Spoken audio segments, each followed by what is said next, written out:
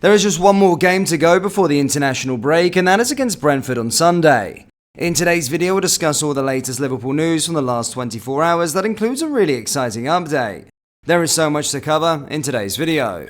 And hello everybody, welcome back to the channel guys, I hope you're all well. Before we do get into today's video, as always, please do smash that like button and subscribe to the channel for daily Liverpool content. Luis Diaz will return to Colombia later this month following the release of his father, Luis Manuel Diaz, who spent almost 2 weeks kidnapped by the ynwa. There was emotional scenes on Thursday as Diaz Sr. was reunited with his family, including wife Clinis Marulunda, after 13 days in captivity. Absent was his son and namesake, who instead remained in the UK throughout the ordeal as he was advised it was not safe to return to Colombia. Diaz started in Liverpool's 3-2 defeat to Toulouse, the first time he had done so since both his parents were kidnapped by the terrorist group the ynwa on October 28th.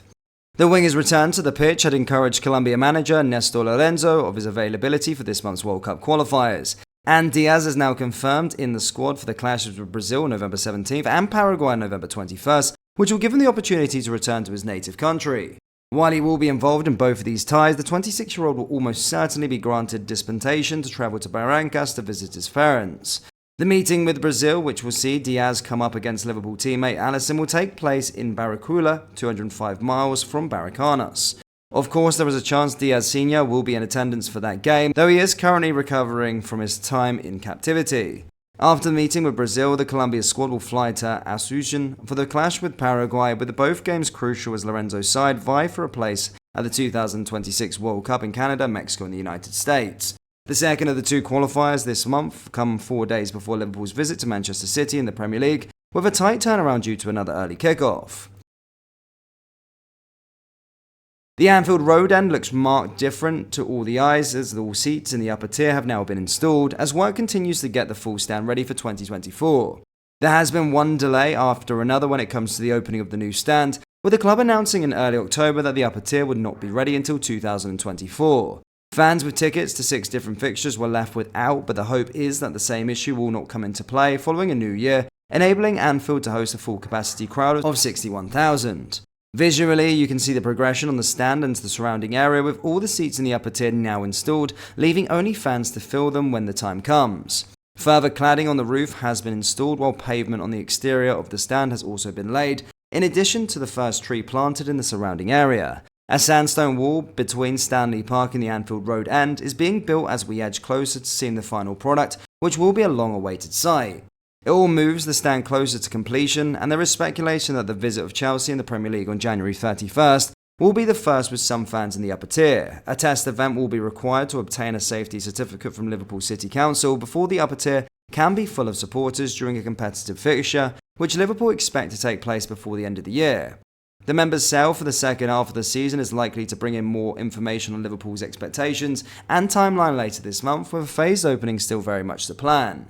Currently, only the lower tier of the stand is open, and some may have noticed there is still work to be done in the bottom left corner as you view it from the Kop, and that is not expected to be completed until next summer. Anfield has been operating with a reduced capacity of 49,000 to start the season, and estimations are that the club are losing in the region of £750,000 per match with the ground in its current state.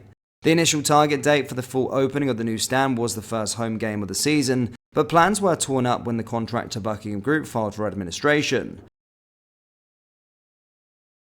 Though he scored an excellent goal off of the bench on Thursday night, Liverpool's 3-2 defeat to Toulouse saw Diogo Jota denied an all-time club record. Jota's composed run and finish was one of the few highlights for Liverpool in their Europa League loss, giving hope of a comeback by making it 3-2 late on. But a controversial end saw the referee Giorgio Kabagov rule out Jarrell Quansah's equaliser due to a handball from Alexis McAllister. Several phases before in the build-up denied the Reds a point. It also ended Jota's remarkable run of never losing a game when he had found the back of the net for Liverpool. Before Thursday, the Portuguese had scored 47 times across 38 different games, with his record standing at 32 wins and 6 draws. According to Opta's Michael Reed, however, defeat for Liverpool meant Jota was unable to equal Steve Nicol's all-time record of scoring in 39 games and never losing. Diogo Jota was 1 game away from the record of all-time most games scored for Liverpool without ever losing.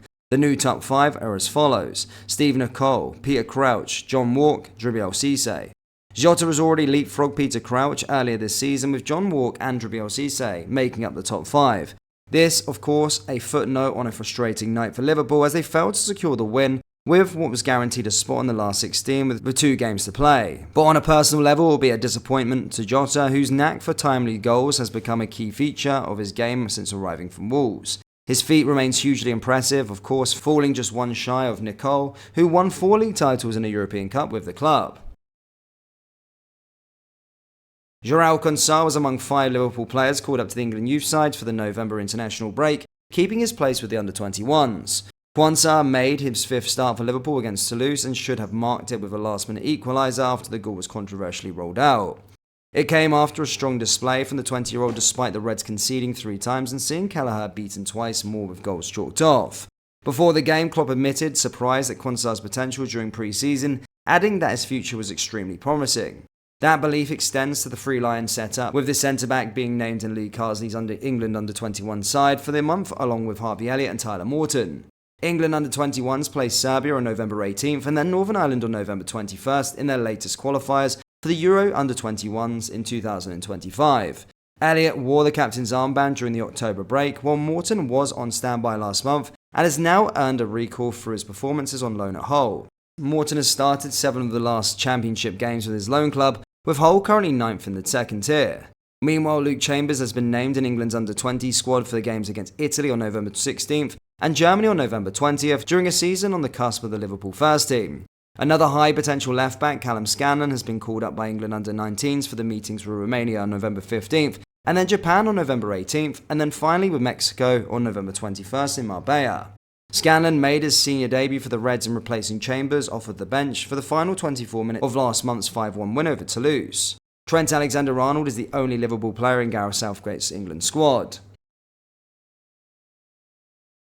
Luis Suarez scored a hat-trick in just 19 minutes for Brazilian side Grêmio as their unlikely title push took a major boost.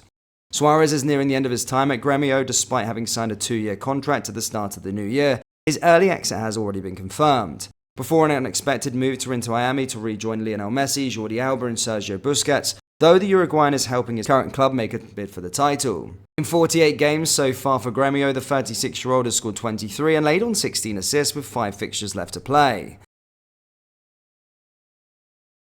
Liverpool fans, what do you make of the big Anfield Road Stand update? Let me know your thoughts on it down there in the comment section below.